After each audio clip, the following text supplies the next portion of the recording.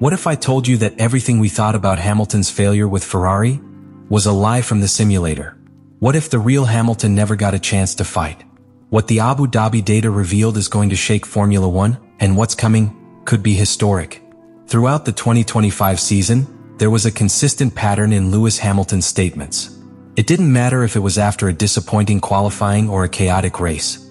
The message was always the same: the car does not behave as we expected. I have no confidence when entering a corner. The car reacts unpredictably. What at first seemed like a frustrated driver trying to justify his mistakes ended up being the key clue to one of the most serious engineering mistakes made by Ferrari in the modern era. The most serious thing is that this disconnection lasted the entire season without being detected. The engineers analyzed the errors as failures in the pilot's adaptation, when in reality, it was the system that was sabotaging him. At no time was the fidelity of the virtual environment questioned. To Abu Dhabi. During the test, additional sensors were mounted and track behavior data was cross-referenced with the simulator telemetry. It was then that Ferrari discovered that the stiffness maps, compression values, and dynamic response retardation did not match. In simpler terms, the virtual car was much more docile than the real car. Thus, Hamilton was training all year with a defective tool. And this completely changes the narrative.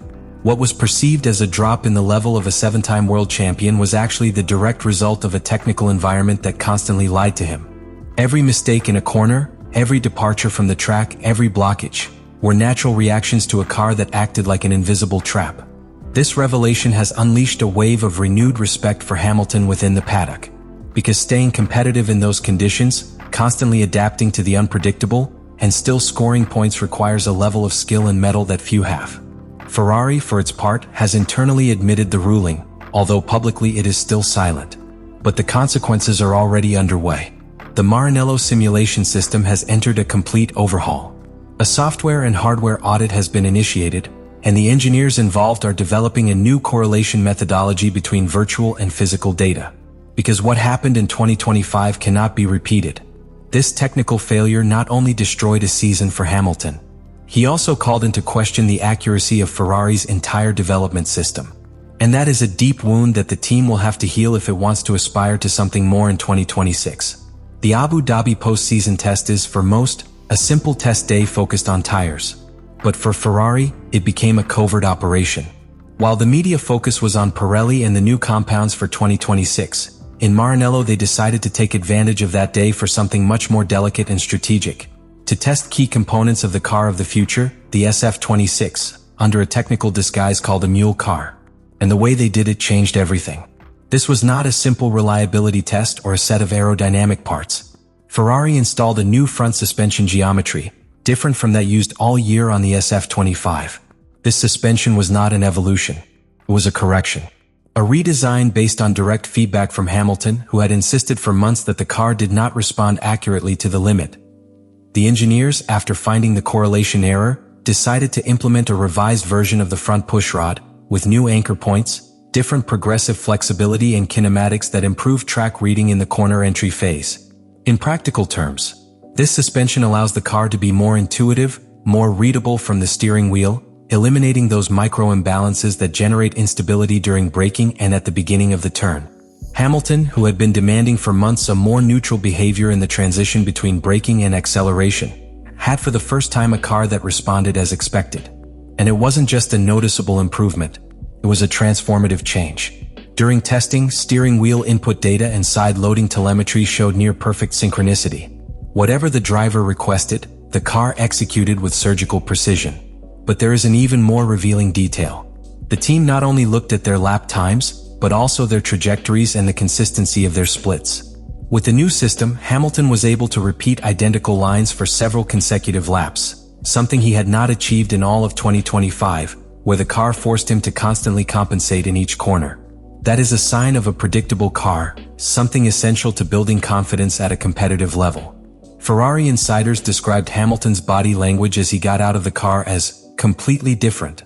For the first time since his arrival in Maranello, he looked calm, satisfied, in control. Even some internal sources have revealed that at the end of the day, in the technical meeting with the engineers, Hamilton used a phrase that caused an echo within the team: "Now we can fight." And that "we can" is what changes the future of the project. Because until now, all the development of the SF26 was based on theory, on wind tunnel and simulator data. But this test was the physical validation of a different design philosophy. An approach that puts the pilot at the center of technical decision-making. And with Hamilton as the main reference, that means one thing: Ferrari is no longer just building a fast car. He is building the car Lewis needs to win. Furthermore, this test also revealed a second strategic layer. Ferrari took note of the time lost by McLaren in 2024 by not evolving its car well on low-speed circuits. And the new suspension approach aims precisely to correct one of the biggest deficits of 2025: low-speed traction and stability in slow corners. The new system also includes a more passive rear geometry that reduces lateral transfer peaks. In other words, more consistency, fewer instability spikes. This not only makes the car easier to drive, it also facilitates greater controlled tire degradation, something crucial in a season like 2026, where Pirelli is expected to introduce compounds more sensitive to lateral loading, forcing teams to prioritize balance over aggressiveness. The test in Abu Dhabi was not just an end to a season full of frustration. It was Ferrari's first real step towards a truly competitive 2026 concept. And more importantly, it was the moment where Hamilton, after a year of doubts and criticism, felt for the first time that the jump to Maranello had been worth it. The new Maranello project, known internally as Project 676, is no longer being designed solely based on CFD or the wind tunnel. Now it is being built around a pilot, and not just anyone. Lewis Hamilton, with his experience, sensitivity and brutal technical honesty, has been placed as the center of gravity of the development of the SF26. From the suspension architecture, through mass distribution, to the ERS power delivery mapping, everything is being adapted to the inputs collected during the Yas Marina test. Ferrari has understood that it needs to create a car that anticipates the driver's movements, not one that requires the driver to constantly correct the car. This means redesigning the foundations of the chassis' dynamic behavior, not just its visible aerodynamic elements. The new SF26 will incorporate a completely resized front suspension system, inspired by the concepts that gave positive results in Abu Dhabi, but taken to an even more extreme configuration. There is talk of a hybrid implementation between conventional systems and progressive microflexion elements, which would allow more constant contact of the tire with the asphalt, especially in elevation changes or aggressive slopes. This technology not only improves grip, but also allows a finer track reading, crucial for a driver like Hamilton who lives off direct feedback from the front axle. And the revolution does not end there. Ferrari is also redesigning the cooling system and the way they distribute aerodynamic flow over the side pods. The goal is not only thermal efficiency. It is to control the aero balance of the car during high-speed lateral transitions. Because that was one of the most constant problems of the SF25. In fast corners, the car did not transmit confidence, and that was an impossible barrier to break in qualifying. In 2026, that behavior has to disappear. Another key change will be the redefinition of the dynamic center of gravity. Ferrari is evaluating a new position for the internal elements of the battery and the MGUK, allowing for better longitudinal weight distribution. This will give the car greater stability under deep braking and will reduce the snap oversteer that punished its drivers so much this year. In terms of software, the team has decided to integrate a new predictive AI module into the behavioral simulation system. This tool will be able to compare in real time the driver's sensations with dynamic models based on hundreds of variables, adjusting the behavior of the car in the simulator to avoid another correlation error like the one that ruined 2025. But beyond the technology, what is truly revolutionary is the philosophy. For the first time since 2007, Ferrari is not designing a car to meet the numbers. He is designing a car for a driver with a first and last name. And that driver is Lewis Hamilton. This represents a return to a way of working that seemed forgotten. Like when Michael Schumacher, together with Rory Byrne and Ross Brawn, built not only a dominant machine, but a human and technical environment completely aligned with his needs. That is the new model they are pursuing. And although there are still months before the SF26 sees the light, the first signs are hopeful. The technical team has been reinforced with new profiles specialized in vehicle dynamics and advanced simulation.